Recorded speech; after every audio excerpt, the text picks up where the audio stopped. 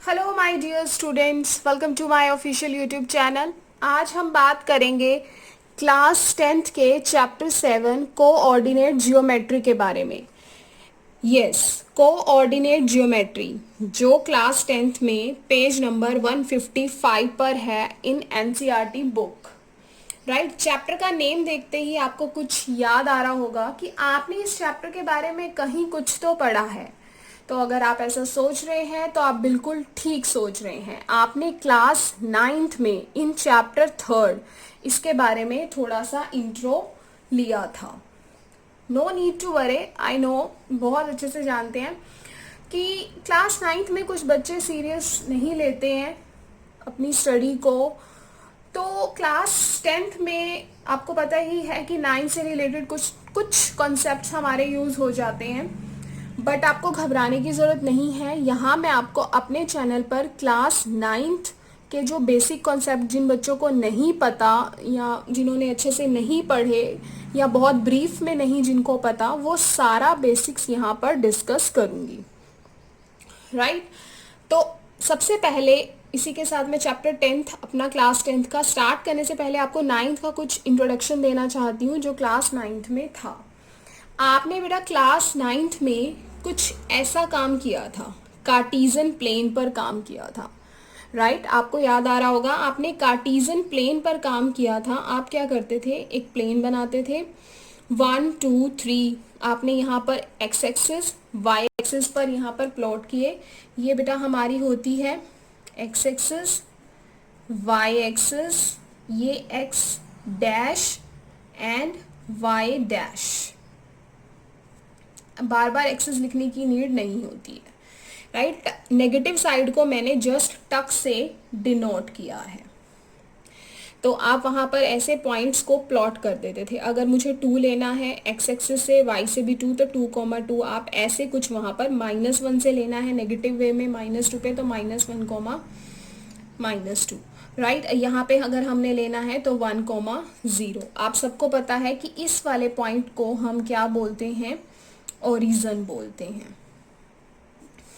Right, तो आप कुछ ऐसा करते थे क्लास 9th में। इस प्लेन को हम बोलते हैं कार्टीजन प्लेन।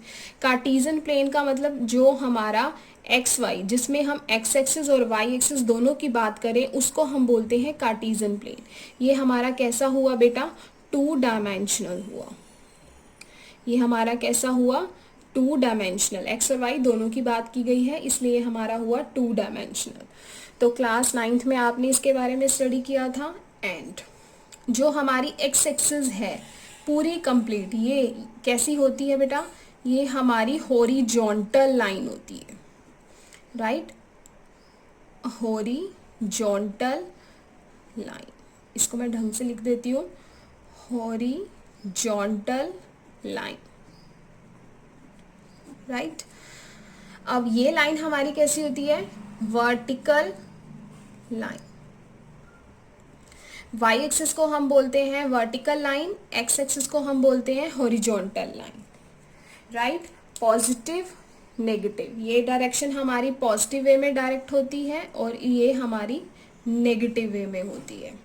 इसको हम बोलते हैं Cartesian plane. And Cartesian plane को हम कितने क्वाड्रेंट्स में डिवाइड करते हैं, 4 क्वाड्रेंट्स में डिवाइड करते हैं एंड 4 इक्वल क्वाड्रेंट्स में डिवाइड करते हैं।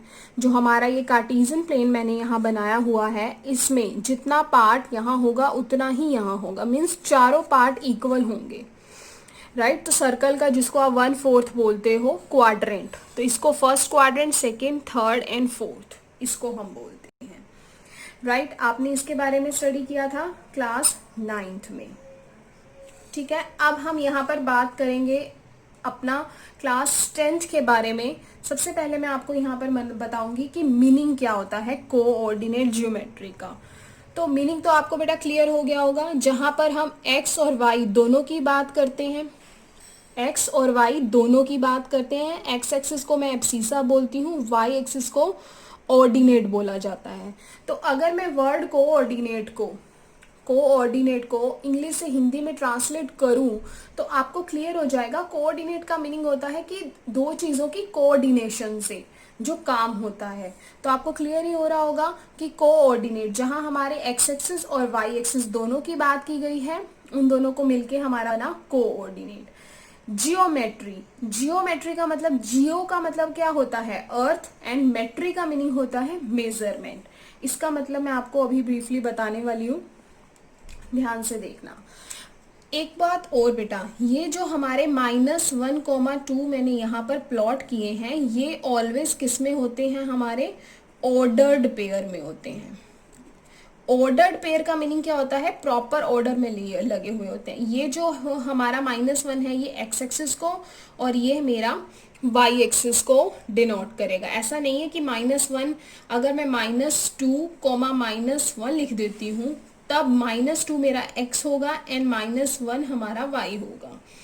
क्लियर? तो ये ऑर्डर पेयर में लगे हुए होते हैं। अंडरस्टूड बेटा?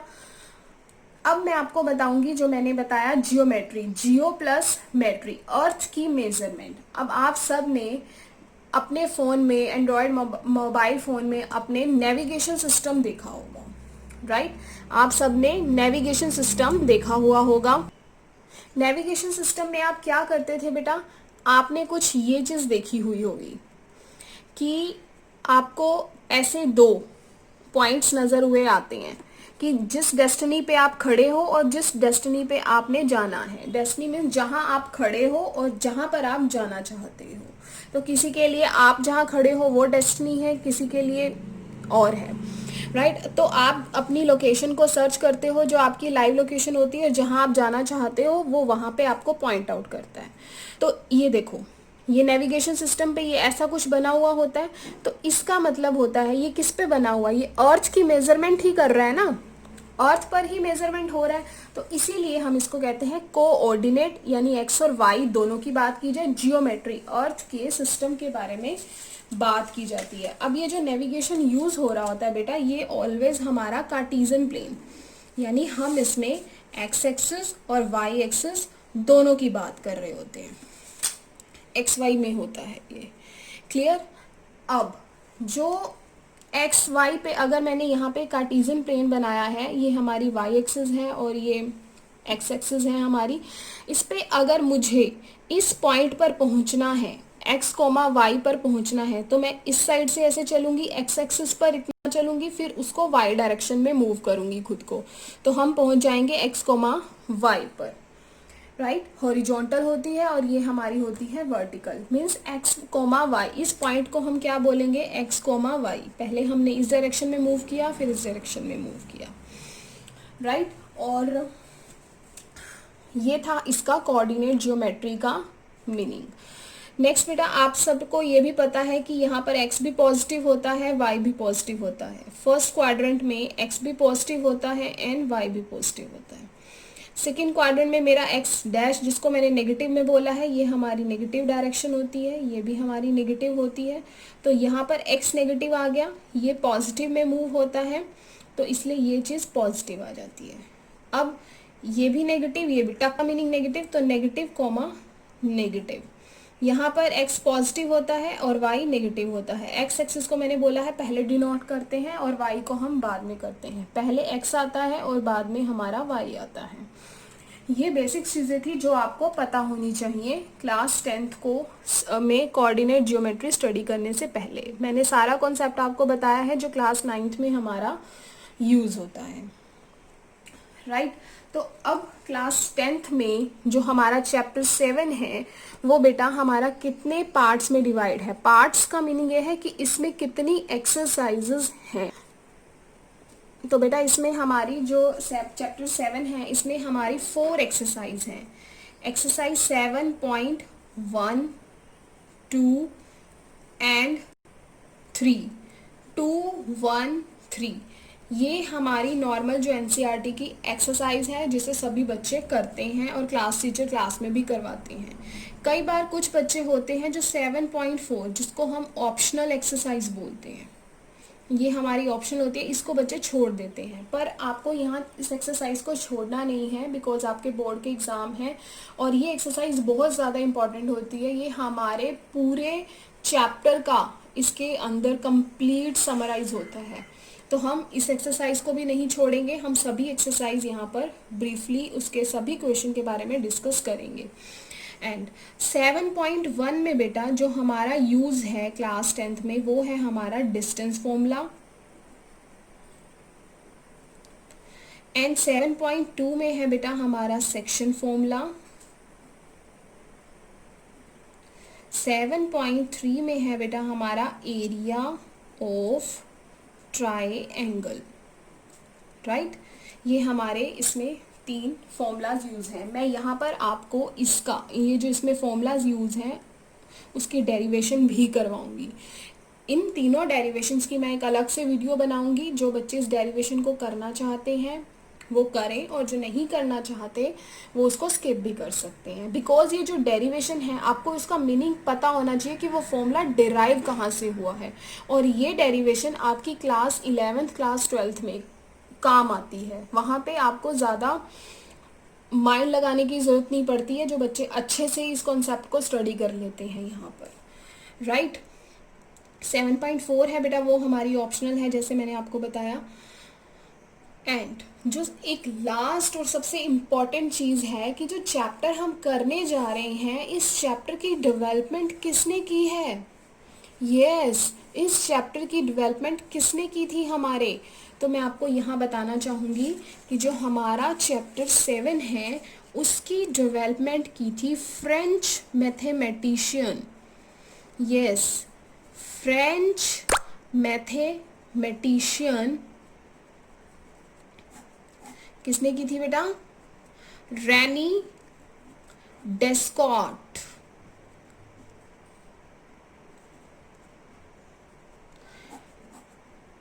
रेनी डेस्कार्ट ने हमारी किसकी डेवलपमेंट की थी बेटा, कोऑर्डिनेट जियोमेट्री की,